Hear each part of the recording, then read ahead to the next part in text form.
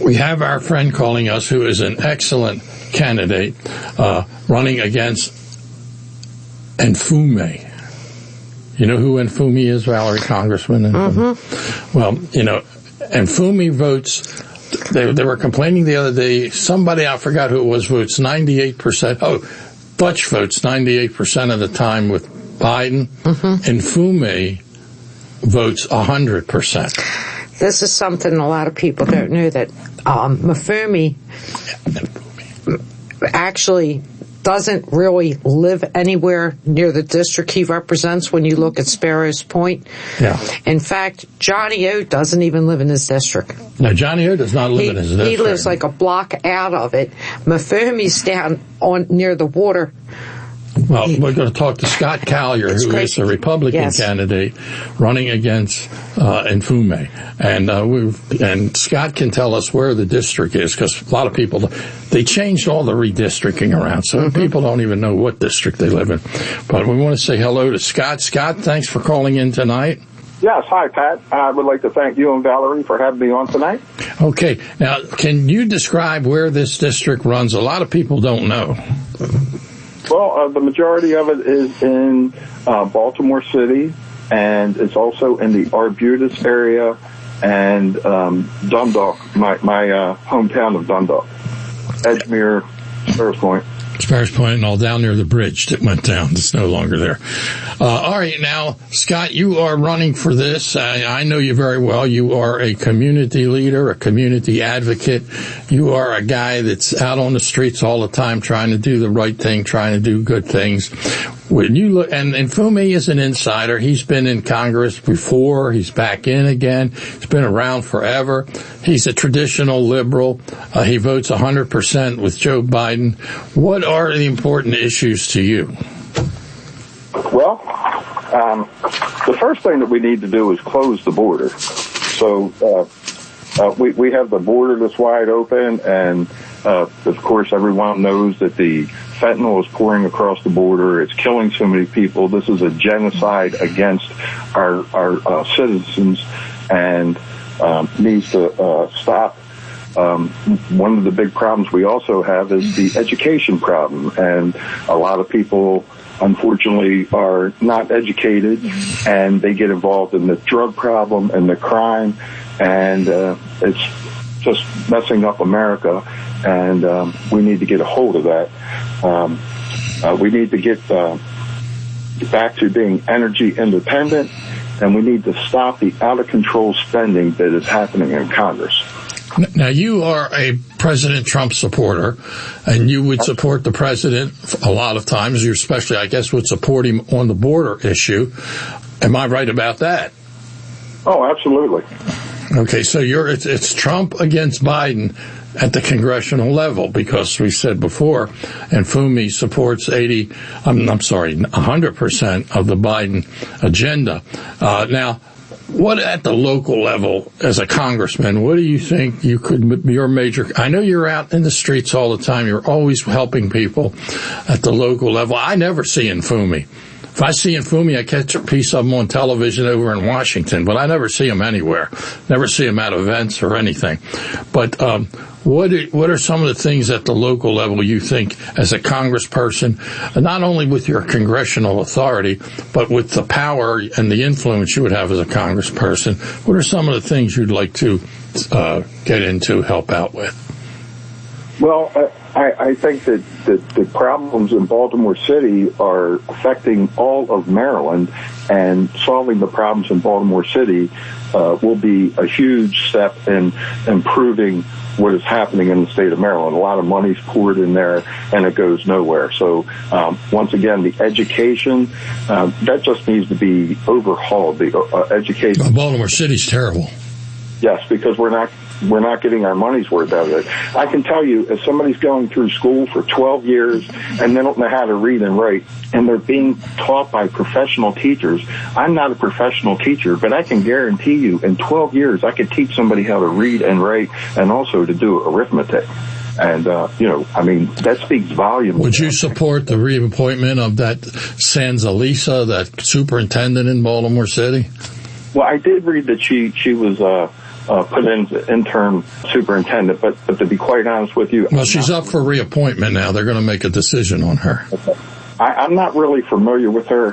What I would like to do is I would like to have work with PragerU to come in and start teaching people things, because they have a great system, and not only the people that are in the grades that they're in, so we can actually give the grade appropriate lessons to the kids, which they have already been doing in Arizona and other places, and it's taking off very well. So I would like to bring them in to do that.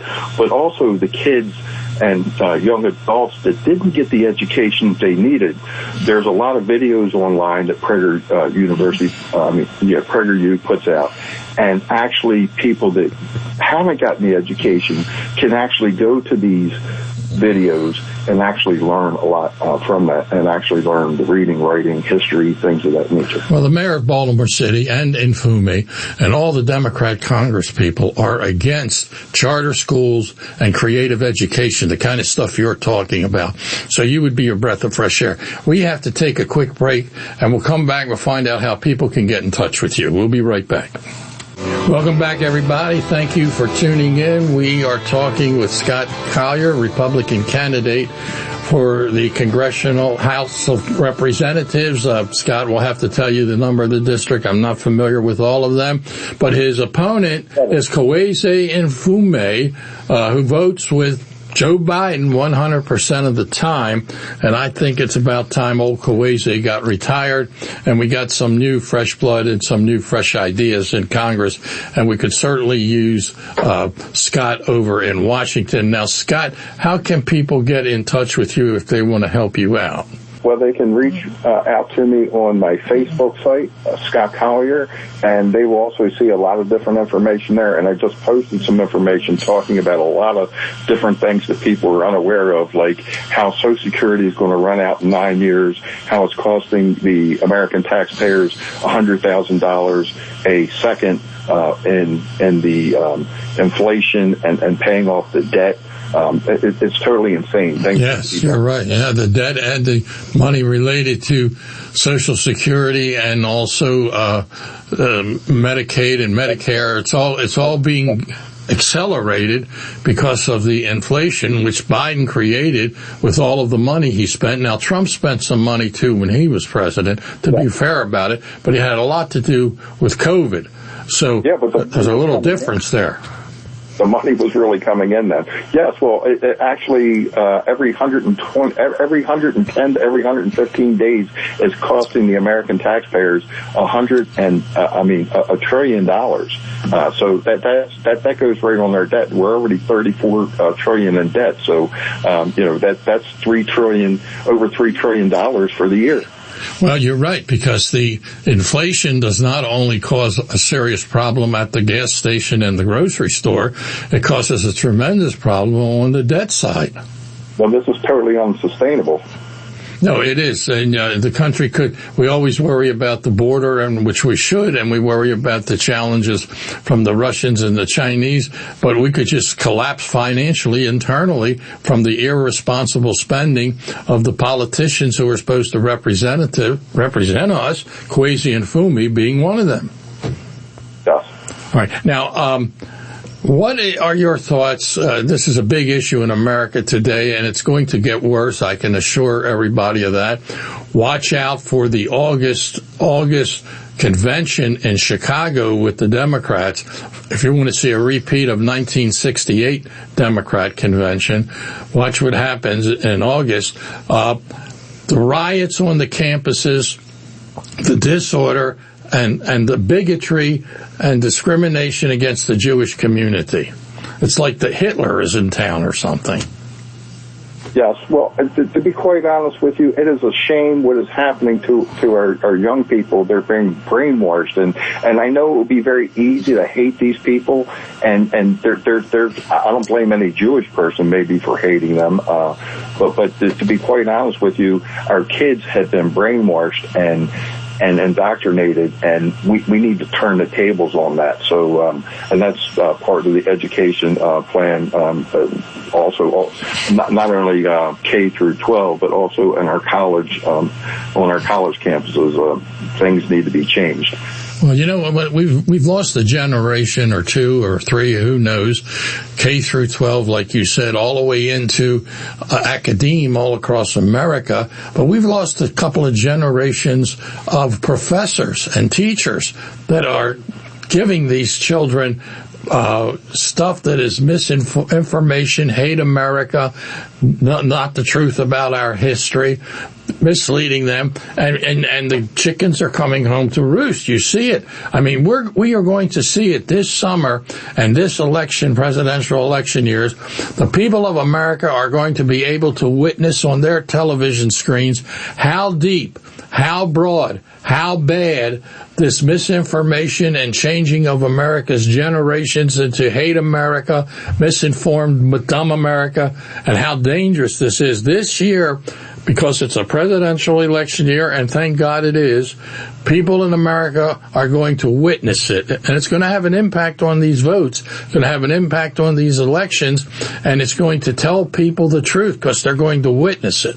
Well, the kids are saying, the college kids are saying, not all, but some of the college kids are saying, we are Hamas. Well, so what they're saying is, we are terrorists. So, I mean, that's what they're breeding, and the people that are in charge now are actually going along with this. They're not pushing back against No, they're not. That's what I said. We've lost a generation not only of professors, but administrators, even college presidents.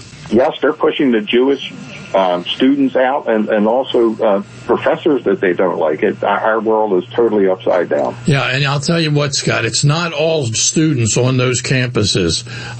All of these left-wing organizations, all these socialist organizations, all of these progressive organizations, all of these, there's a lot of communist organizations. They're all on the campuses, everywhere organized, and the money that's coming in from Qatar, the money that's coming in from the Emirates, the money that's coming in from Iran and Iraq and countries, all of that coming in, financing all of this activity. This country is so deep in infiltration, and the country, we have no idea what's come across that border.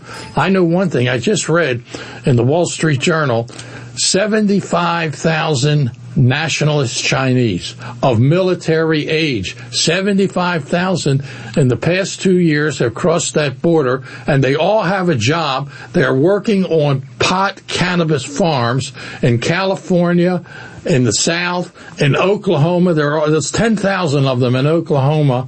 They all have jobs. Now, what's coming out of those Chinese-financed owned farms? It's all that cannabis. So they're doping us up at the same time that they're here. Give 75,000 Chinese rifles, see what happens. Also, they're destroying the land that they're growing it on because they're using certain chemicals. And then some of the stuff that they're actually growing now, when it's smoked, actually it has a deadly effect. It's so many things. That's a health issue. We can talk about that. They have this thing called moods, and they have it online. I saw it online a lot before. I don't know if hopefully they had stopped them, but they were saying they'll ship marijuana anywhere, gummies, and they were making it kid friendly with all kinds of like candies and stuff. And they said, all you have to do is let us know that you're 18. We don't do any background checks. So a 13-year-old. I'll tell you one thing: if Biden's reelected, he will legalize the banking system in America and federally legalize marijuana so that they can get money from our banking system, and Trump will never do that. And I know you would never vote for that, but we have got to go because we have another candidate coming on. We're so happy and glad you were here. Get you an opportunity to introduce you and your conservative viewpoints, but also more than that, you're not just a conservative. I know you very well. You are a community advocate. You're one of these rare people that goes out into the community to help people, and you would be perfect for Congress. Well, you're the kind of person we need in Congress, and I want to urge people to vote for Scott Collier. Go to scottcollier.com and help this guy to give Kwesi and Fumi a fight for his life on the election in November. I think it's November 4th. I'm not sure, but anyway. Okay, so that's scottcollier.org. Scottcollier.org. Don't go to scottcollier.com. He's not running anymore. scottcollier.org. And I've been very happy to be a part of your team, too, Pat. You do a lot of great work, and I'm very happy. You're a great volunteer, Scott. You really are. Thank you very much for calling in.